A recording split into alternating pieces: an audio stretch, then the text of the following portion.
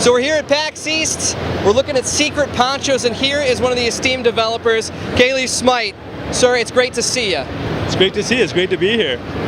Well, PAX is always a good time, but I've been having a pretty good time with Secret Ponchos. I just had some hands-on time with it. I'd like to let everybody know, and Caley here can vouch for me. Number one, I just won the match.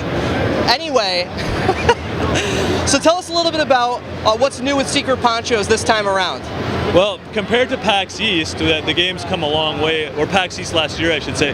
The game's come a long way. We've got new maps in. So originally we were saying 5 maps, but at the time of PAX East, we only had 1 or 2 that were playable. All 5 are in there now.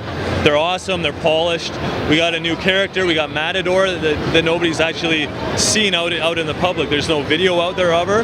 There's one screenshot, but now you can play her. She's real. She's fantastic. She's got that higher learning curve, but it's worth it. It's worth it to give her a shot. And we got the split screen now. Split screen's fantastic. We feel like it's been I wouldn't say ignored, but it's something that's kind of fallen off the radar of a lot of games, and we're happy to be able to bring it back, because we like everyone else like to sit on our couch and play with our buddies. Yeah, I mean that's something that's just sort of coming back. I mean we've had a chance to play stuff like Crawl and Nidhogg and Samurai Gun. You know, those games, they're pretty important, but the split screen aspect of things, especially going online, hasn't been as potent as of late. But Secret Ponchos is really fun to play. You can pick it up. Talk a little bit about some of the characters. You have different varieties in there, difficulties, some of the special moves in there. I got to try Matador. You say that's one of the harder characters to play. Yeah. Who would you say is the easiest, and who's the hardest right now? Well, I mean, we really designed the game. I mean, it doesn't really look like it on the surface, but essentially it's a fighting game.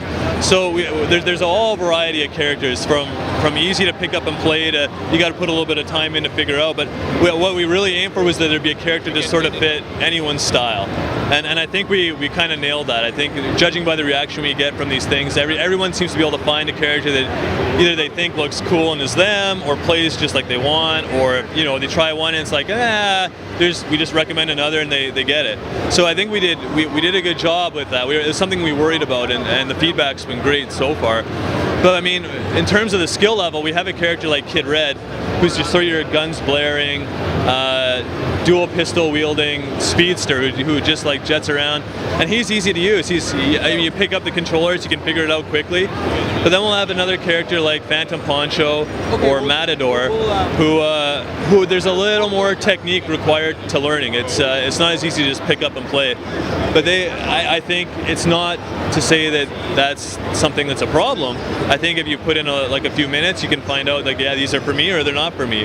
But in a situation like this at PAX, where people only have a minute or two, we want them to have fun. So we'll recommend based on skill level for here. Yeah. So we got to see one of the new polished levels today. You could go inside. You've got like the crazy cool like pool tables and such. Did you guys ever think that maybe do you want like destructible environments and such in the game? Do you think it would add to it, or is it something that's important, or you guys are thinking about? Yeah, we actually do have destructible environments. There's a level we're not showing here.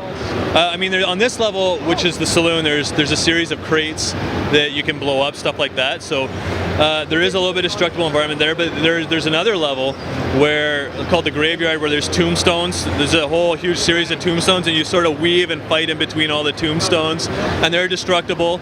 And some aren't, some are. You can kind of tell which one. So, I mean, the key is really that what sets it apart from just being a normal fighting game and gives it another strategic element is the top-down camera brings the environment into play. So now it's not just knowing how the map works, it's knowing where your opponent is on the map, where you are taking cover. We have the line of sight mechanic where you'll disappear from their screen if you break the line of sight. So there's ambushes, it's all about how you use the environment. It adds a really nice element to the game.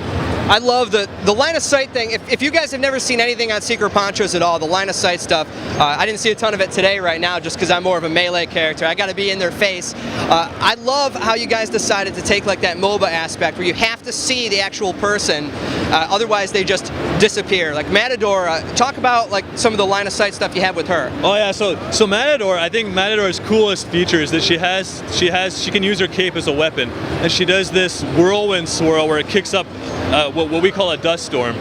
And essentially what happens is if you're an enemy player and she does it in your vicinity, you're blinded. So you, as Matador, will disappear from that player's screen. So you're essentially invisible for the duration of the effect. And you can stab, you can use it to get away, you can use it however you want. It's really cool. I'm looking forward to this game, and you said that it's going to be appearing on early access. Is it sometime this year? Early summer. We're saying early summer for early access, yeah. So soon.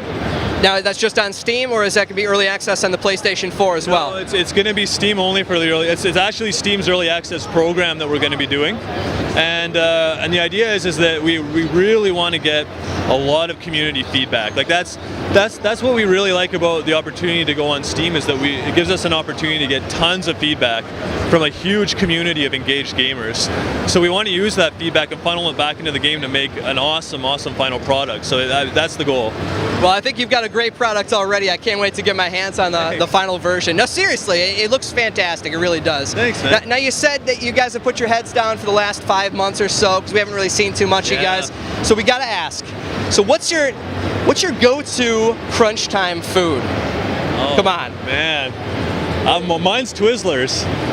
I'll eat them. I confiscated all my kids' Halloween candy because they're too young. They're like 2 and 4.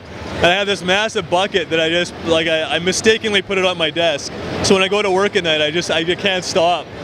I had to take it away. I was getting sick every night. I was just going to town on the Twizzlers. Yeah. Well, that's fantastic. That's another unique food. And not exactly cool. Not exactly cool, but. All right. So Secret Ponchos, you guys check that out with Switchblade Monkeys. Fantastic. Caley, thank you so much. Yeah, my pleasure. My pleasure. We're glad to be back at PAX East. In a lot of ways, this is where it all started for us. So we're super stoked to be here and showing an almost finished version. And you can get early access on it later on this year in the summertime. So look for it.